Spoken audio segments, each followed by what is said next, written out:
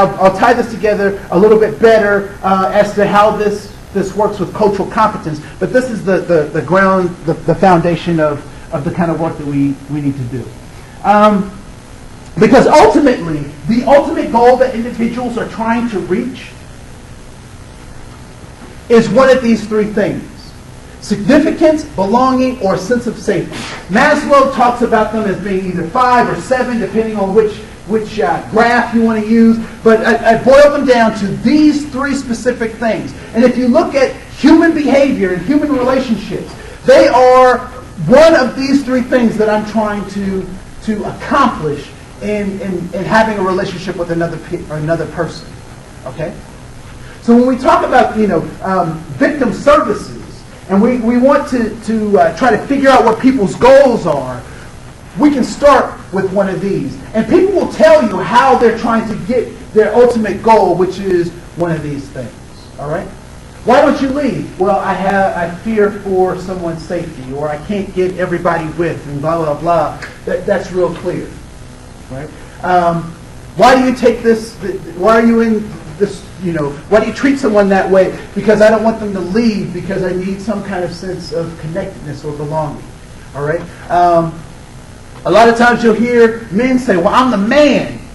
That's how I ultimately get significance or importance by interacting in a relationship this way." So these three things are what typically drive people's behavior. It is their ultimate goal. All right? Cool. Any questions about these concepts? I'm hitting you with a lot of stuff. Yes, ma'am. I just have a question.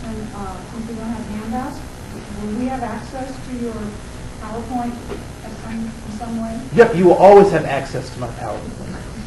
You have access to me. You have access to everything that I have. All right. This stuff is on the front page of my website too. So that information is all on the handouts you do have. All right.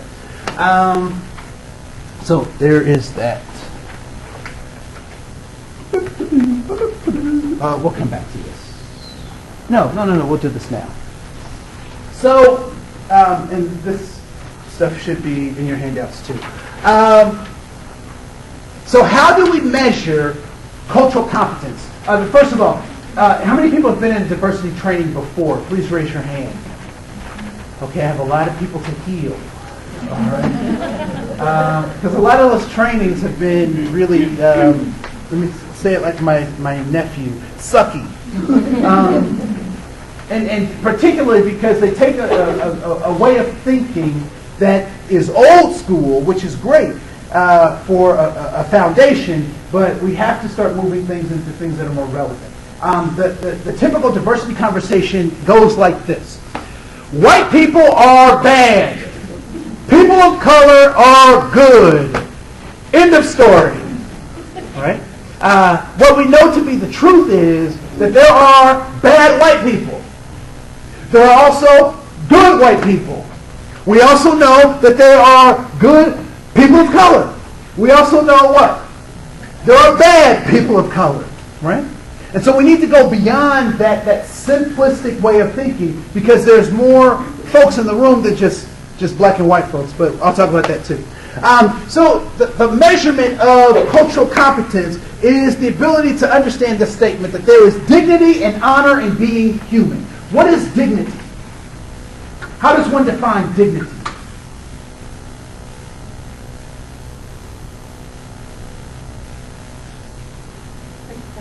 It's like pride. Okay. Integrity. Dignity. What is dignity? Respect. Self-worth. Is dignity something that you have or something you give? Something you have. It is something you have. It is in fact both. Right?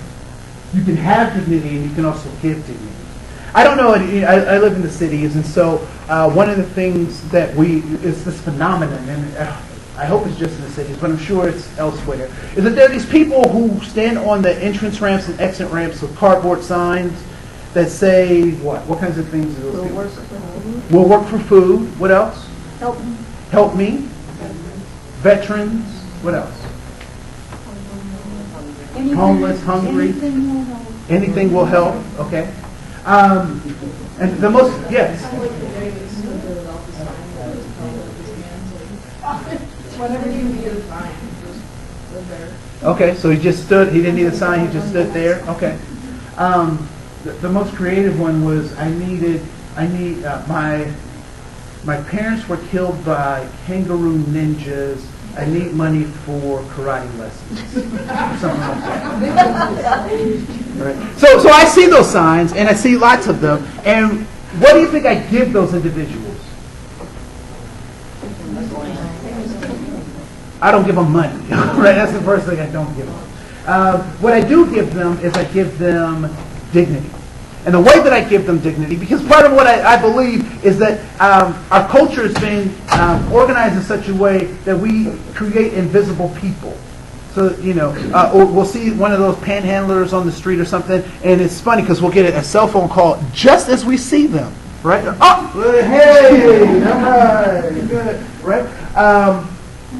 And so I make eye contact with them. If I have time, I have a story, or I listen to their story because I want to reconnect them with the human family. Because the interesting thing is, if you don't give people dignity, they will try to take it. And I don't know if this has happened to you, but it's happened to me a number of times, where I'm at a stoplight or a stop sign, and there's a group of teenagers trying to cross the street, and you would think that with as beautiful and as youthful as they are, they could cross the street faster, right? And I used to think it was because their pants were hanging too low, but I've seen them pull up their pants and get moving, right?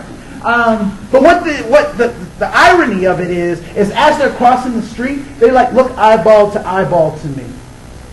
As to say, your kind, your type, adults, don't see me or respect me at any other place, but you will respect and see me now. Does that happen to anybody else? Right? One of the things that they don't know is I have no points on my license and really good car insurance. Right?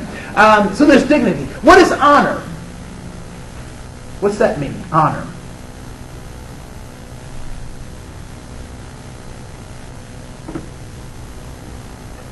Have you heard the word before? Same as respect, pride. Okay. Some of you have never been in court, obviously.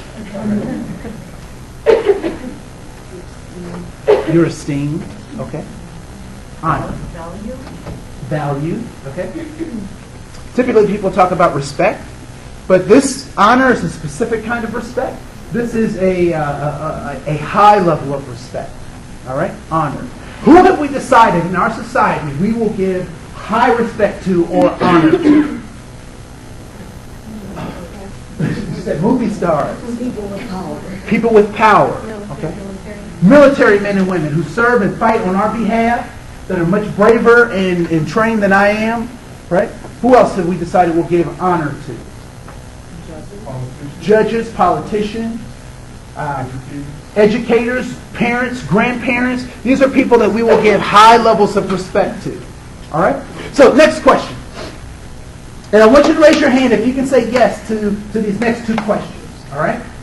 Please raise your hand if you purchased a ticket or you passed a test that made you eligible to be born on this planet. All right?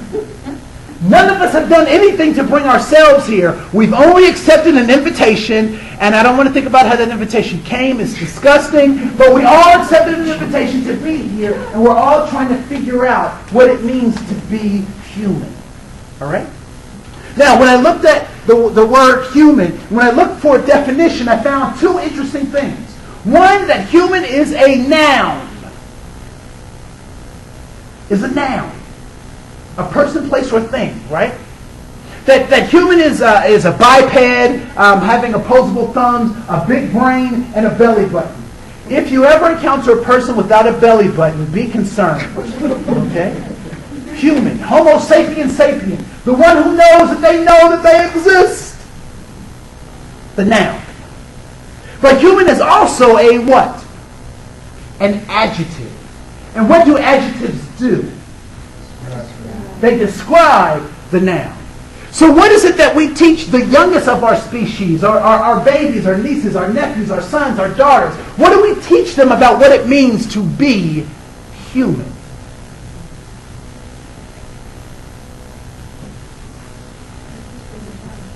We teach them to what? To judge. What else do we teach them? To have compassion. What else? Hopefully to be kind. To be kind. What else do we teach them? Identify. To identify. Others. Okay, to identify themselves and others. What else do we? To succeed. To set goals.